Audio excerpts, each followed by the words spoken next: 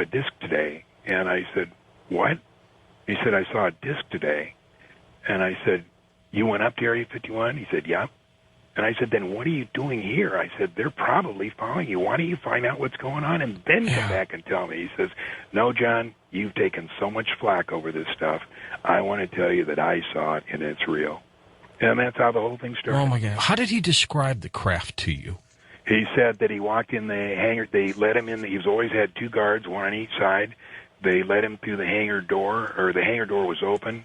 And he said he walked by it and he saw an American flag. And he thought, well, this explains it. This is just stuff that we have. And he said he put his hand on the disc, and he said it felt cool to the touch. And he said only later did he realize, no, this can't be ours, because when they gave him access to the inside, the chairs and everything were, for people that were like 3 feet tall. He said this is nothing that we could fit in. That had to have been quite a sight for him. It was, and it was quite an experience for me. I'll never forget those 2 years. They were the most exciting in my life. I wouldn't trade them for anything. I never thought in a million years when I started to get into this UFO business, because, you just can't get any information. I never thought I'd get, that close to what was really going on. And at that point, you got to know our friend George Knapp, who is doing some fill-in hosting for us. I did an interview with George. John was several months ago, and I said, you know what, George, I'd like you to fill in for us once in a while. And he did one show for us, did a great job. And because he is such an expert at what he does, he's a perfect mix for us as a team. Absolutely. And how George Knapp got in it was I won't go into it. There was 3 times that we went up to the test site with Bob to watch the saucer. The first one was May 22nd, 89. Then the next one was a week later. That was the one that George went and filmed. And then the last one was April 6th, a week after that. And that's when I went up with Bob, his wife's sister, and Gene Huff. And that's when security caught us. And the next day, they hauled him up to Indian Springs, which is the head of all security for the Nevada test site. And they said, now, Bob, when we gave you this clearance and showed you the flying saucers, it didn't mean you were supposed to tell all your friends about it. Now, do you want to work here or not? And he was noncommittal at that meeting, but a few days later, he decided not to go back. And the reason he told me is because the last few trips, when he went up on the 737 there, loading at the terminal, and the terminal used to be over there on Sunset, he said, John, I could remember getting on the airplane, and I could remember getting off it, but I couldn't remember anything I did up there, and he said I didn't want to work under those conditions. Yeah, never again. So coincidentally, about that time was on Sunday, I had done a show with George Knapp called On the Record, and George called that evening. He said, John, we have had thousands of phone calls. What can I do for an encore? And I said, well, let me make a call. So I called Bob, and this time he had decided to quit. And I said, do you want to go and do the George Knapp news tomorrow night? And he said, yeah, as long as they don't show my face.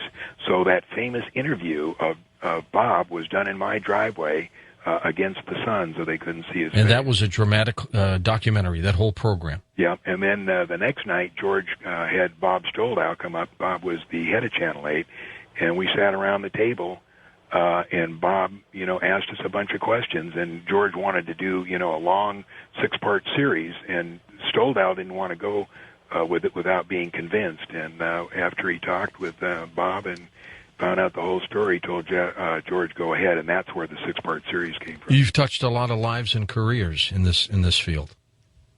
Lots of them. Apollo 1, of course, January 27th, 1967, horrible tragedy when a flash fire occurred in the command module, killing what we always thought then, John, were those 3 astronauts, Gus Grissom and Ed White and Roger Chaffee. But you say there was a 4th. Was he... the capsule didn't have room for 4. Whereabouts would he have been? Let me quote from the book Apollo, The Race to the Moon by Charles Murray and Catherine Bly Cox. Okay. It's an interview with Joe Shea. Joe was the head of ASPO, which was the Apollo Space Program Office. And Joe is lamenting about the fire and not being there and so on and so on. And page 223 says, for Joe Shea's the accident serenades achieved a dimension of tragedy. Consider the paradox in Shea's narrow escape when only a technical hitch kept him from being in the spacecraft during the fire. So lucky for him, it first seems, that they couldn't hook up the headset in time. So morbid of him, it first seems, to wish occasionally that he had been in the spacecraft after all. And yet if Shea had been in the spacecraft, he would have been sitting in the bay, beneath the astronaut couches, down by the ECU, and the netting that probably first caught the fire. Now, I've got all kinds of books and drawings on Apollo, and there was not plenty of room, but they used to have a fourth guy down there that would, monitor and, check out things and, be, for various reasons during these practice countdown tests. So there certainly was room there.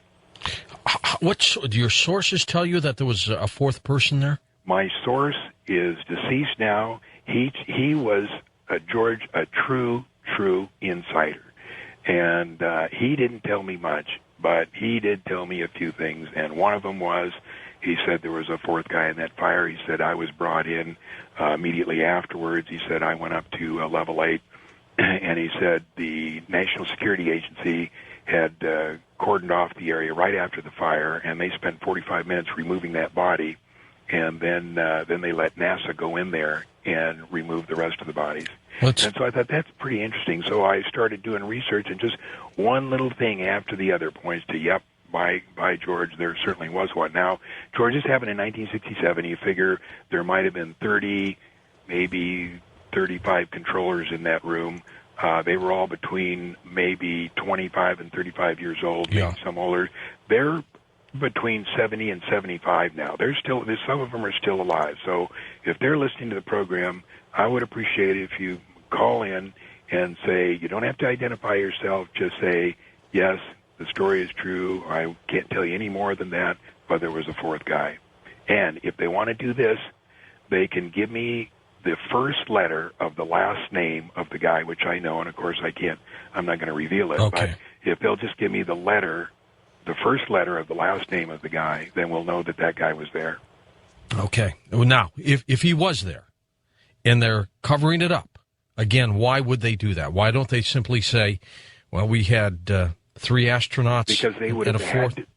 They would have had to explain who he was, and they would have had to explain who he was, what his background was, and he was part of the Secret Astronaut Corps, and that would have exposed the Secret Astronaut Corps. And they couldn't afford, under any circumstances, to expose the Secret Astronaut Corps. Tell us why. Why the Secret Astronaut Corps? Because, George, we have many things going on. As I've told you, we've been going back and forth to the moon since 1962. We've been going back and forth to Mars since 1966. We have programs going on that are unbelievable. All the rest of the stuff is cover-up. The shuttle, all this stuff is just, it's cover-up for what is really going on. And as hard as that is to believe, I'm hoping that someday, you're going to find out this is true. I want to get your thoughts on that, John, when we come back at the top of the hour about what really is going on. He's got some incredible things to say. Also believes that the planets in this solar system inhabited by beings much like us.